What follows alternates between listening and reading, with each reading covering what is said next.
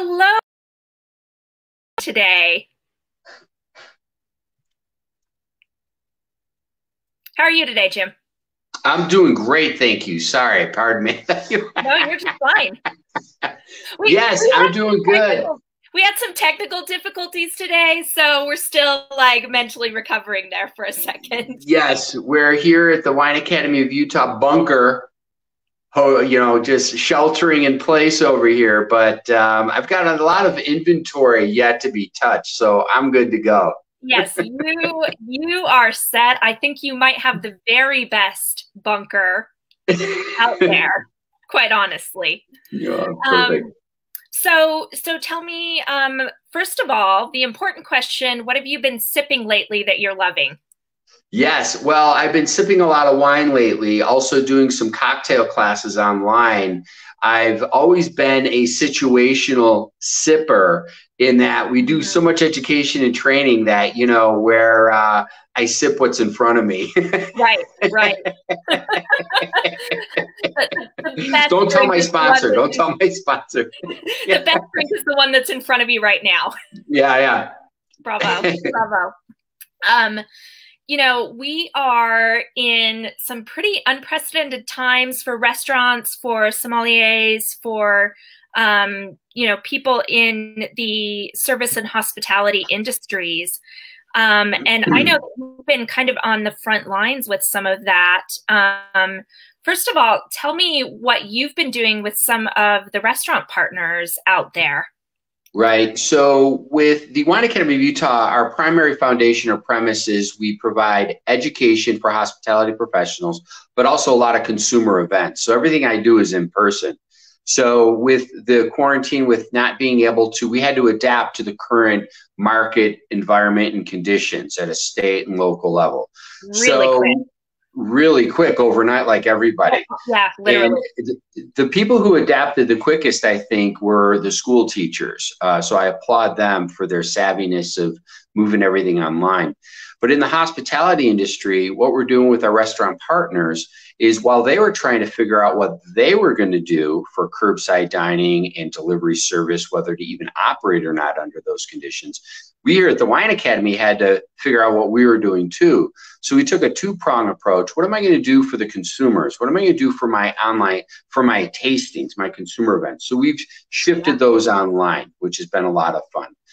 Wine events, wine tastings, as well as cocktail bartending, beginning bartending classes.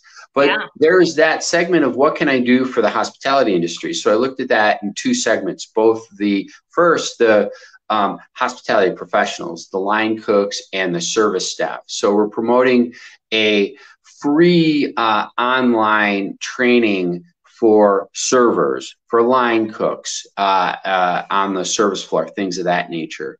And then lastly, what we did was to try to promote our restaurants, those that are in fact doing takeout and or delivery. We created a twice a week running Facebook Live event on Wednesday and Fridays called Curbside and Wine SLC, where we select a restaurant, we order from them, we pair a wine from the Wine Academy sellers, and we promote that restaurant. I'm not like critiquing the food. It's all very Right. positive forward. And then talk about the elements of why I picked this wine and how you can pair it and things like that. So that's been a Yeah. great response from viewers as well as the restaurant partners. Absolutely. I haven't missed a single one of those. I've loved seeing Thank you. what it is that you're doing. And it really showcases that kind of spirit of supporting one another, lifting us all up, providing that hint of distraction, of education, of community in a time when we all really need that. We Um, totally do. We got to come together. There's nobody, it's not my restaurant's better than your restaurant anymore, no, And one thing that I found really interesting as an observer of just industry is some of the restaurants have really been able to adapt quite quickly. And it's funny, it's like the bookends. It's the fast casual drive-through restaurants are skipping a little bit of a beat, but they're already set up operationally to accommodate a drive-through. And Yeah. then the bookend are those fine dining high-end restaurants. You're like, oh man, they're going to get killed. No, they're really adapting well with family meals and approachability.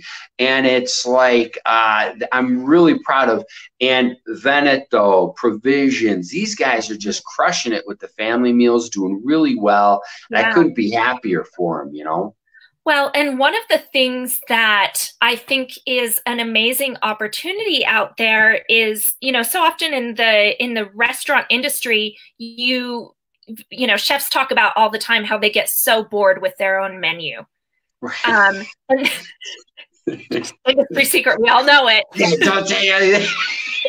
They just get bored with their own menu. And so it almost seems like some of these highly creative chefs are taking this as an opportunity to run with some of that creativity. Yeah. And I'm seeing amazing things out there. I'm seeing restaurants that are offering fresh baked breads that they make in-house anyways. But now they're offering those bread loaves direct to consumers. And I'm seeing restaurants even partner together on creating meals or, fusion, some fusion between chefs, things like that. And that I think is delightful. Are there any other kind of creative or unique ideas you've seen that are out there? I have. So I've seen some of the restaurants have prepared it without assembling, meaning SLC Eatery, Chef Logan Crew and his team. He's just preparing the raw pasta. So he's making a pasta dinner for you, but you still have to boil the noodles. You got to assemble it. And I think that's really fun. It gives you that, like, oh my God, this kind of tastes as good as how Logan does it at the restaurant, but I feel like involved. And I think that buy-in, that just honesty of where the chefs are coming from the heart, I think is really refreshing. And we could all admit we're all having the best year. 2019, 2020, business is going up. And we're getting a real punch in the gut over here. And I hope everybody survives it. I really do. Absolutely. And I think one of the things about the level of the creativity and some of that DIY stuff that we're seeing out there, pick up this kit, it gives people an activity to do at home. People are talking about how bored they are or how they're in a rut with their own meals. And so then they suddenly become this collaborator with a chef. I mean, how often does a chef literally give you a recipe? Right. Yeah, you got to pry that out of their hands. One innovative response to the marketplace has been by Matt Caputo's of Caputo's. And what they're doing is they're even shifting their education, where my education is beverage focused, so I can't really send you the booze. Well, his is, if he's doing a cheese or a chocolate class, you sign up for the class, you're going to be presented online, and even more so, you can have the goods delivered to your home so you can taste along. So that's something that really may have developed or evolved over time, let's say 18, 30 months down the road, but now it's in response to the existing marketplace. So it's neat to see that. And he's like, I think we're going to keep doing something like this. Why not? Because suddenly it doesn't have to be location based. Right. Also, he's got the nation. Yep, you've got a much broader reach, which I think is a unique opportunity. I'm very excited and very curious to see how things evolve post kind of being self-quarantined and separating yourself from other people, what happens within our industry and how things change. So what are some recommendations specifically for, beverage directors and sommeliers and people that are still trying to maintain their own brand within such a challenging circumstance? Because places, not all places allow for curbside pickup of alcohol and things like that. We don't allow that here in Utah. But what are some things that you've seen or ideas that you have for that group of folks? Yeah, I think if just like if you are in the restaurant environment, you have what's called a pre-shift before every shift. I would do a pre-shift each week, checking in with everybody, seeing how Yeah. they're doing, what's going on, keeping in touch. As a beverage director in the past, it's always nice. I used to send out a newsletter each week of the fun wines that were on the list, something I wanted to promote that week. This wine that might have been heavy in my inventory, I'm like, it's tasting great this week. Let's sell a Loaded. couple bottles. Yeah. And if you could do that with your staff through the various means of online services like this, that you can keep in touch with your staff. And even if they're on furlough, I mean, just that reach out, Yeah. that bond, they work their tails off this whole winter season long. So it's something like that. And I've with just that perspective, my hospitality education, my service and sales class that I'm offering for free for all hospitality professionals, called the 5 Ps of tableside wine service. Very Yeah. elementary, but it's fun to be able to have that with some of the dialogue. I have some senior level, very experienced level people going, you know, I feel like I could have taught that, but I learned so much out of what you just did, because it's bringing all of our experience together, all that collection Yeah. of experience that we have over the years, streamlining it across and just honing in the touch points of the sale, the whole thing. And it's fun to be able to see from the senior level guys to the young guns in the industry who've not done it before, like, oh, I didn't know that. And, so it's fun to be able to bring that together. Yeah. Yeah. So here is, I love asking servers how and sommeliers how they respond to this question. What's a wine that I would like? Right. Right. So whenever somebody says that, I always ask, I do what's called the bookend approach. When somebody says they're looking at the wine list and they're like, I'll have a white wine.